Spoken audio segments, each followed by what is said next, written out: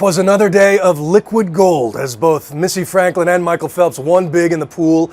Again, it was the last individual race of Phelps' storied Olympic career. He has one more relay race tomorrow, and as he swims into the sunset, a fresh face to root for tonight and beyond. 15-year-old Katie Ledecky crossed 16 grueling laps of the pool in near world record time to win gold in the 800-meter free. America's women's soccer team in the semis with a win over the Kiwis in New Zealand, and for the first time in days, Team USA is atop the medal count board, right above China.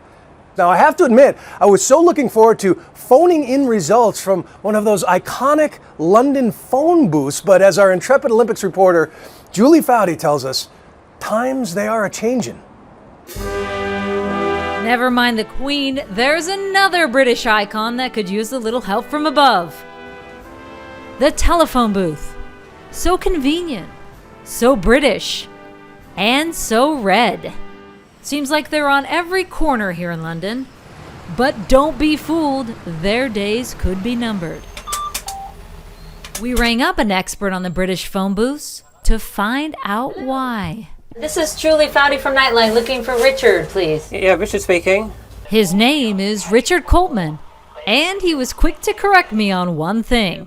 The proper word is kiosk, but we tend to call them telephone boxes. Most important question, do they all smell like this one? Well, this one smells a bit too, so I guess so. One of the things in London you'll see, if you ever use one of the phone boxes over here, is they have calling cards in for girls. So these iconic phone boxes turned into brothels. Why do you think this has become such an iconic image here in Britain? Well, for people of my age and older, we've grown up with these phone boxes. They're a common sight on our streets. The problem with these red phone boxes is they originally first installed in the 1930s, so they're quite old. So would you consider them endangered? They are endangered to an extent, especially in some of the more rural areas of the country. 30 years ago, there were more than 80,000 across the United Kingdom. Now their numbers have dwindled to less than 11,000.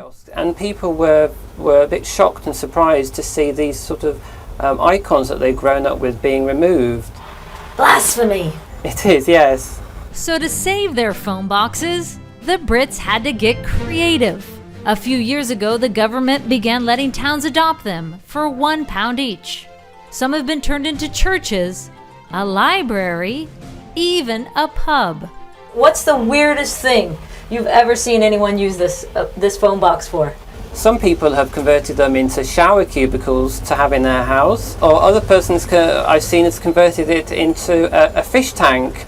And that got me thinking, with the Olympics and all, what if... How many people, Richard, do you think you could fit in one of these? I don't know. I'm in here with my rucksack on the way to work, and I think I could probably fit in at least another 5 people in with me easily. But if we all sat on top of each other, you could probably get at least 10 people in here. I think we're going to have to try that. Does anybody want to get in the phone booth?